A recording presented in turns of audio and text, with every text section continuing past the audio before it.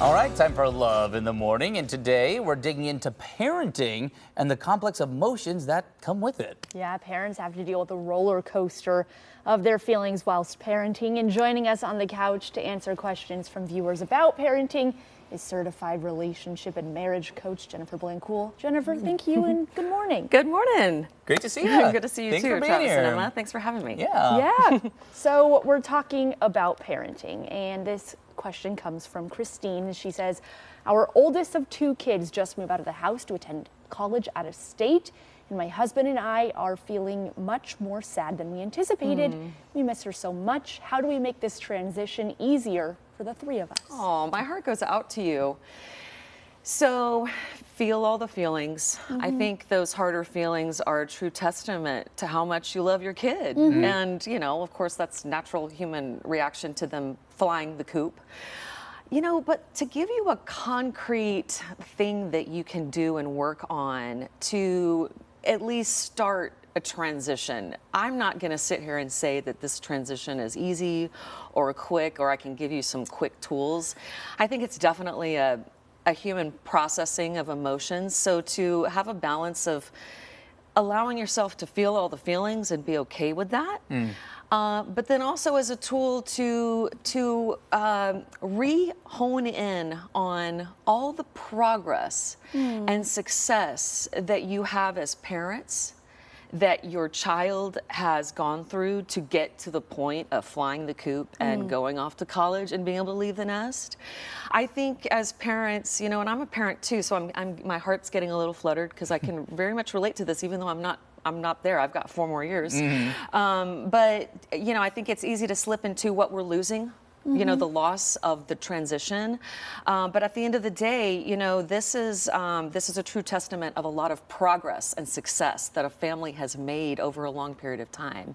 So it might sound a little cheesy, but to have a written exercise even to get clear and intentional on writing down all of those successes, all of those awesome sacrifices that you've made as parents, all the things that you've been through and accomplished and succeeded in to get to the point where you are missing your child because they are leaving the nest and going off to their next stage in life. So, you know, it sounds a little cheesy, but, you know, I guess this touches on the concept of gratitude and really doing the hard heart work, getting back to the place of the goodness of the hardship of the transition, if that makes sense. Yeah, No, that's that's beautiful and wonderful advice. I know when I left and my parents were empty nesters, my mom just overfed the cat.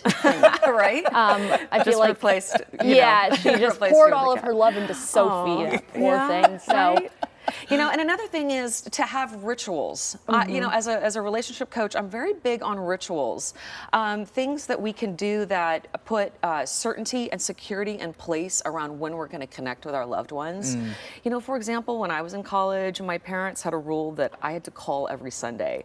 I'm not going to say I was perfect about it. Sometimes it did create friction when I failed to do so. Sure. But, you know, as an adult, I look back and I'm grateful of that ritual. You know, it kept us close even when we, on either side, had to fake it till we made it. Maybe we weren't in the mood to connect on a certain Sunday. You stayed in But contact. you stayed in touch, and over time, you know, that really keeps a family connection a lot closer than if you're just kind of winging it and trying to call each other when you're in the mood. Yeah, that makes a lot of sense. So ritualistic connection times, also planning future trips so that you have something to look forward to, and you can plan all those yummy, juicy Holidays details and around things getting like together.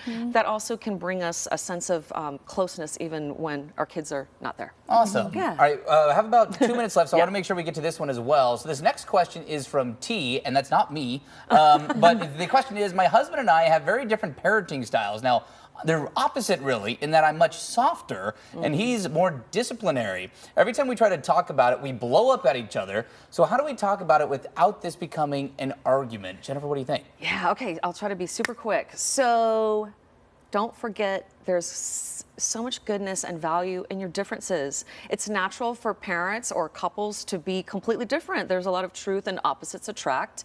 And when we're talking about raising children, there can be a lot of value in 2 parents with even opposing styles coming to the table, bringing different things to raising the children. But to give you some concrete things, sticking to speaking about your highest intention and why you want to be a certain way as a parent.